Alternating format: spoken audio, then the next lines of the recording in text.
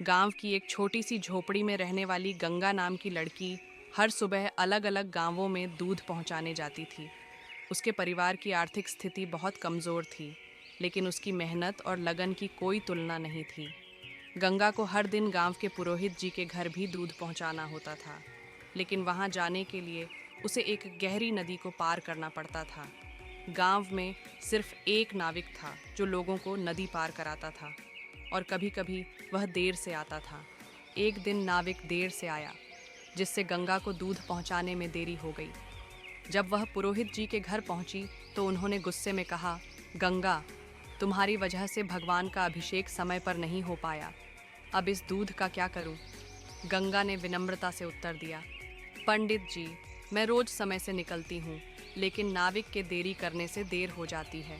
पुरोहित जी ने नाराज होकर कहा, लोग भगवान का नाम लेकर समुद्र पार कर जाते हैं और तुम यह छोटी सी नदी नहीं पार कर सकती। गंगा ने इस बात को दिल से लगा लिया।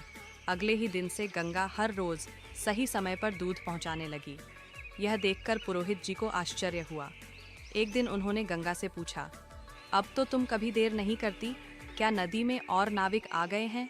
गंगा ने मुस्कुराते हुए उत्तर दिया, नहीं पंडित जी, अब मुझे नाविक की ज़रूरत नहीं। आपने ही तो कहा था कि भगवान का नाम लो और समुद्र पार हो जाएगा।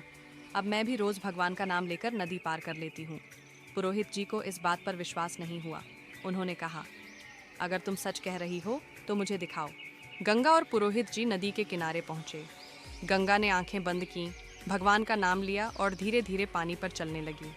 पुरोहित जी आश्चर्य से देखते रह गए। पुरोहित जी को यकीन नहीं हुआ और उन्होंने भी नदी पर कदम बढ़ाया, लेकिन जैसे ही उन्होंने पहला कदम रखा, वह नदी में गिर पड़े। गंगा ने कहा, पंडित जी, आपने भगवान का नाम नहीं लिया, इसलिए आप डूब गए।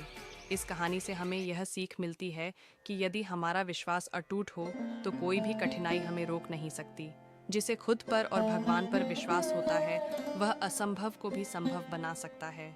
अगर आपको यह कहानी पसंद आई तो इसे ज़रूर शेयर करें। आपका एक शेयर किसी की ज़िंदगी बदल सकता है।